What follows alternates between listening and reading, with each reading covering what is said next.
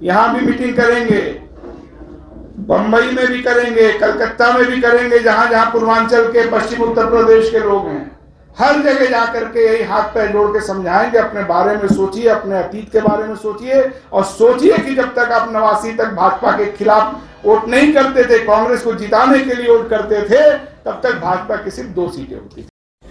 पुरखों के नाम थी जो उन्होंने वक्त किया था, इसको खत्म करने के लिए, इसको पूरी तरह से एबॉलिश करने के लिए कानून लाया जा रहा है।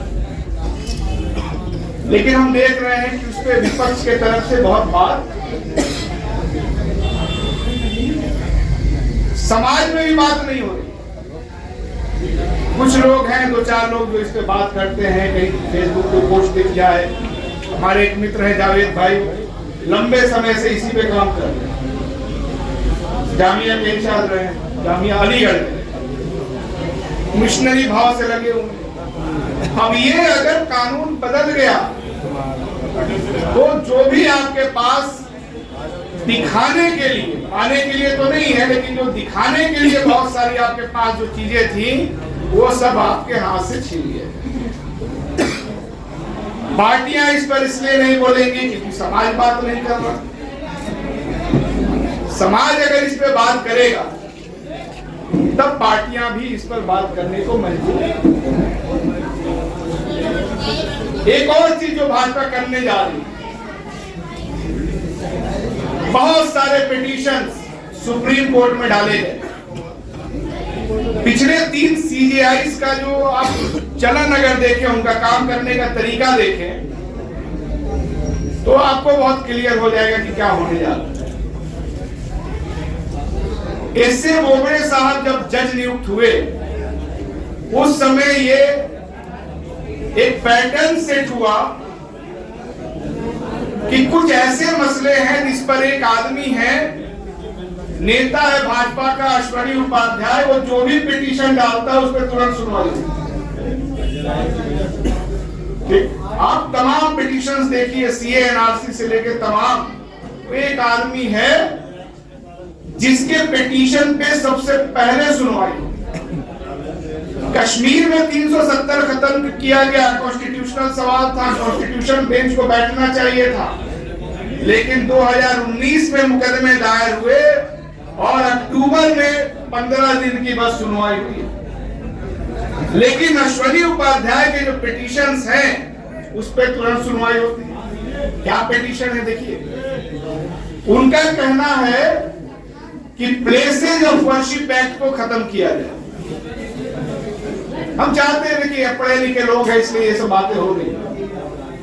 प्लेसेज ऑफ वर्शिप एक्ट अगर खत्म हो गया तो आपके लिए इस मुल्क में कोई जगह नहीं बची। नरसिम्हा राव जी ने एक कानून बनाया था कि बाबरी मस्जिद के अलावा जिसका मुकदमा पहले से चल रहा है, 15 अगस्त 1947 के दिन तक जो भी इबादत गाहें हैं, चाहे मंदिर हो, मस्जिद हो, जिसकी कस्टडी में हो, वो उसी तरह रहेगा, उसमें कोई बदलाव नहीं। ये सुप्रीम कोर्ट, ये पार्लियामेंट द्वारा पास किया गया एक्ट है।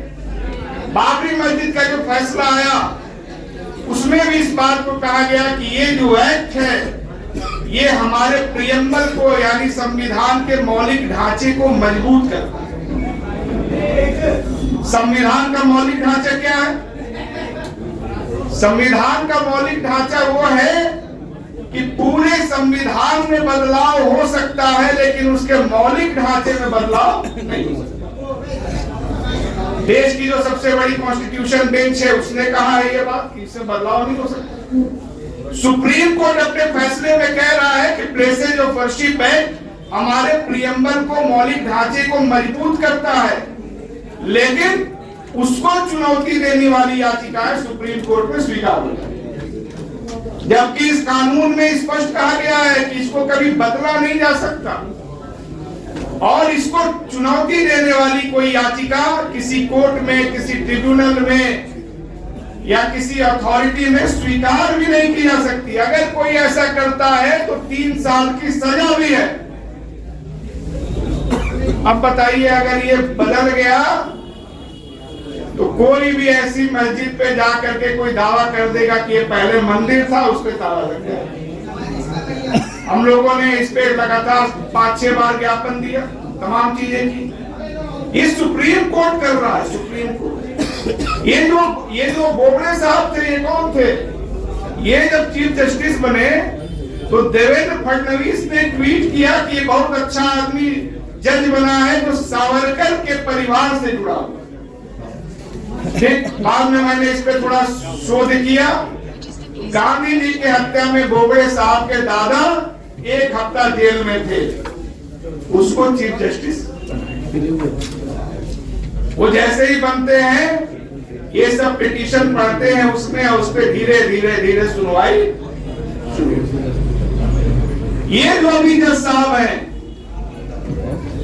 जिनके बारे में अभी आप लोग रिलेट कर पा रहे हैं ना बातों को? जी।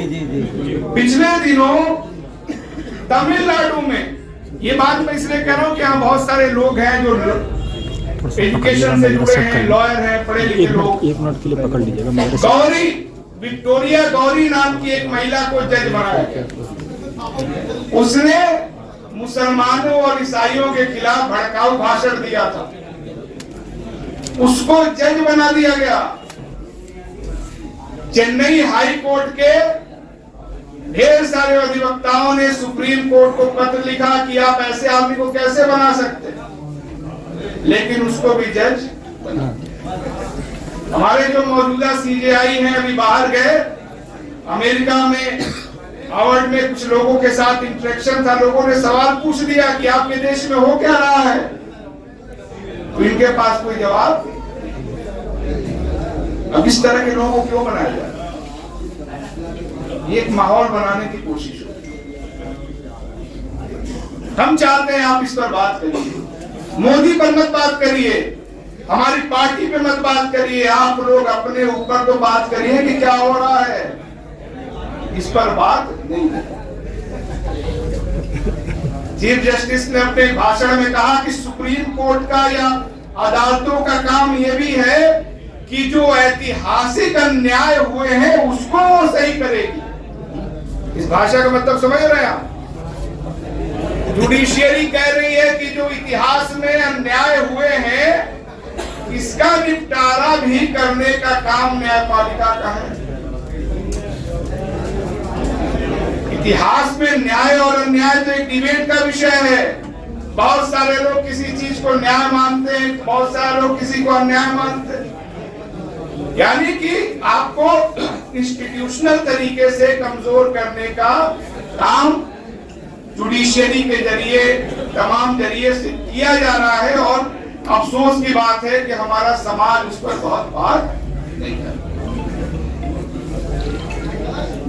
आप देखिए, मेरा मानना है बीजेपी ने कुछ मामलों में ईमानदारी से काम किया, ये अप्रिशिएट करना चाहिए, कमिटमेंट दिखता है। 26 नवंबर 1948 को आपका संविधान लागू होता है, 49 को। 4 दिन बाद आरएसएस अपने मुखपत्र में लिखता है कि हम इस संविधान को नहीं मानते। और लगातार जब भी अवसर मिला, चाहे वो अटल बिहारी की सरकार हो, जब एक कमेटी बनाने की कोशिश की गई जस्टिस वेंकटचलैया के नेतृत्व में कि संविधान को बदल दिया जाए, या इस सरकार में आप देखिए अभी जो संसद बना है उसमें जो सांसद लोग गए उनको जो संविधान दिया गया उसमें जो प्रियम्बल छपा था उसमें समाजवाद और सेकुलर शब्द नहीं। मोदी जब प्रधानमंत्री बने और जो पहला 15 अगस्त पड़ा था, उस दिन हर अखबार के फ्रंट पेज पे प्रियम्बल की वो तस्वीर छापी गई जिसमें संविधान में समाजवाद और सेकुलर शब्द नहीं। 15 अगस्त को प्रधानमंत्री के आर्थिक सलाहकार परिषद के अध्यक्ष एक अखबार में लेख लिख करके कह रहा है कि संविधान में जो समानता, सेकुलरिज्म, इस तरह के जो शब्द हैं इनको हटा देना चाहिए। प्रधानमंत्री का आर्थिक सलाहकार अपने पद के नाम के साथ एक लेख लिख रहा है। ये बात मैं इसलिए याद दिला रहा हूं कि हमारे समाज में, चूंकि हमारे समाज से जुड़े हुए लोग ज्यादा हैं, जब तक समाज में इन मुद्दों पर बात नहीं होगी, आप अपने शहरी होने की जिम्मेदारी अदा नहीं कर पाते। हमारे मुसलमान लोग दुखी हैं 3 राज्यों के चुनाव से, सारे दुखी है, वो भी दुखी है। लेकिन दुखी होने से क्या हो? आप किसी डिस्कोर्स का पार्ट जब तक नहीं बनेंगे, आपके दुखी होने से कुछ होने नहीं जा रहा। अभी हम लोगों ने एक इनिशिएटिव लिया है, 1000 उलेमा लोगों को चिट्ठियां भेजी जा रही है। ये हुआ कि हर 15 दिन पे चिट्ठी जाएगी, बात करें, संवाद करें। कांग्रेस को आपने सत्ता से अगर दूर किया तो नुकसान किसका हुआ? अगर कांग्रेस सत्ता में थी तो प्लेसेज ऑफ वर्शिप एक्ट तो खतरे में नहीं पड़ा था, वक्फ एक्ट तो खतरे में नहीं पड़ा था। इंदिरा गांधी जी ने 42वां संविधान संशोधन करके जो संविधान में सेकुलर और समाजवाद शब्द जोड़ा, उसको तो हटाने की बात नहीं हो रही थी। तो उत्तर प्रदेश में पिछले 30 साल से हम जिसके साथ जा रहे थे वो किसके साथ खड़े हैं? हमने अपने को ज्यादा नुकसान पहुंचाया या कांग्रेस को नुकसान पहुंचाया? ये भी सोचने की जरूरत है। इन मुद्दों पे अगर बात नहीं होगी तो अब मैं बता रहा हूं, आप इस बात को नोट कर लीजिए, भारतीय जनता पार्टी सिर्फ आपके कोसने से और चाहने से नहीं हटेगी। अगर आपको हटाना है तो सक्रिय तरीके से, सकारात्मक तरीके से कांग्रेस के बारे में बात करना हो। और जब आप बात करते थे, कांग्रेस के साथ थे, तब हिंदुस्तान के संसद में भारतीय जनता पार्टी के सिर्फ 2 सांसद हुआ करते थे। कैसे होते थे? आप जब कांग्रेस में थे तो भाजपा की सिर्फ 2 सीटें थी। आप जब कांग्रेस से दूर हुए, भाजपा को हराने के नाम पे भाजपा मजबूत होती गई। 2014 में भाजपा पूर्ण बहुमत से आ गई। आपको लगा अच्छा सपा बसपा का गठबंधन हो जाए, इस बार उसको वोट दिया जाए, तब देखा जाए तो पता चला 31% से उसका वोट बढ़ के 37% हो गया। इस पे सोचिए क्यों ऐसा होता? आप अगर कांग्रेस में आते हैं तो बहुत सारी ऐसी जातियां हैं, हिंदू धर्म में बहुत सारे ऐसे लोग हैं जो कांग्रेस में आ जाएंगे, लेकिन वो इसलिए नहीं आ रहे, उनको लग रहा है कि कांग्रेस में जब मुसलमान नहीं है, बेस वोट नहीं है, तो कहां चले। और आप जिनके साथ जाते रहे हैं उनके वोटर की छवि इतनी खराब है कि कोई और बिरादरी आपके अलावा वहां नहीं मिलती। सच्चाई है ये। 2019 का चुनाव हुआ, आप देख लीजिए, महागठबंधन कहां जीता?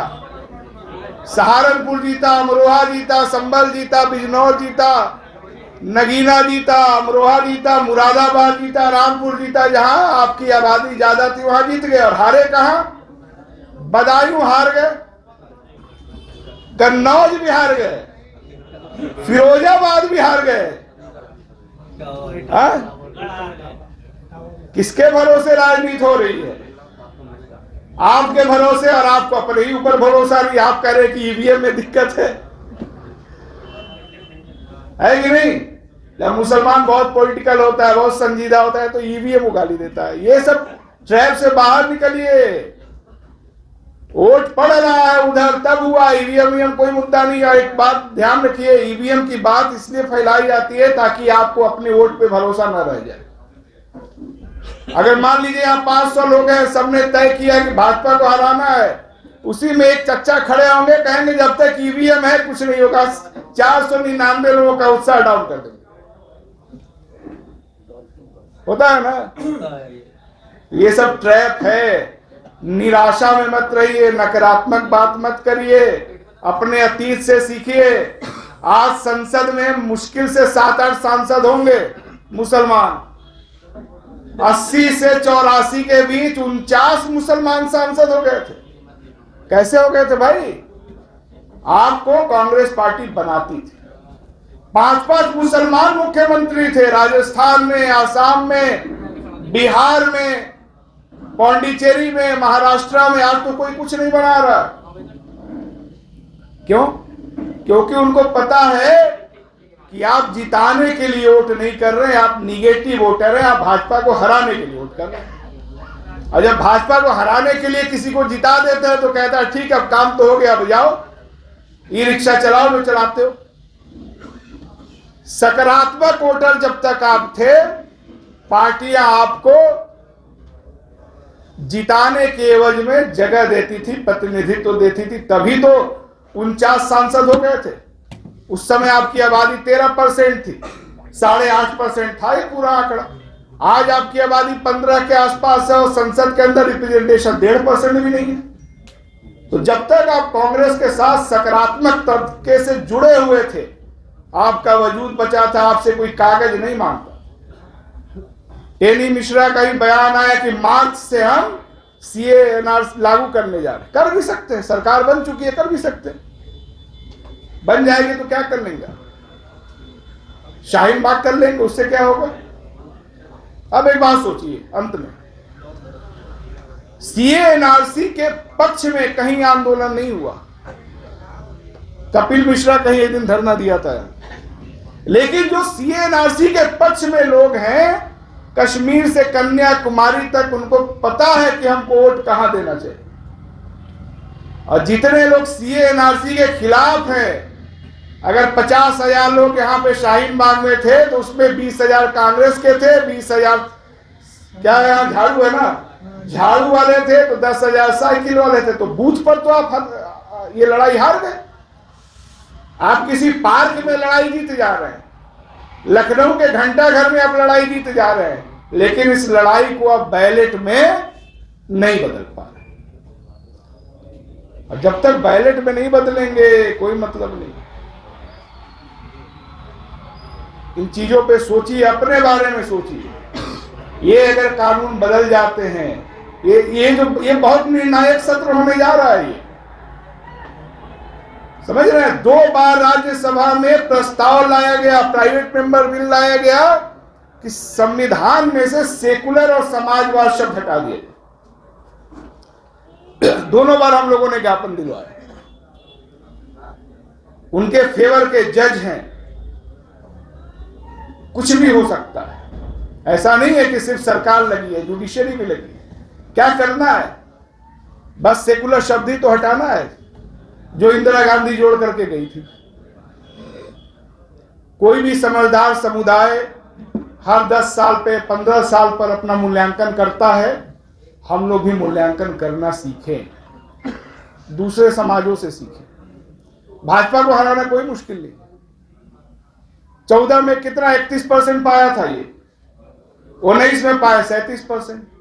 मुसलमान उत्तर प्रदेश में 20% है, दलित समुदाय 22% है, अकेले 42% हो जाता है।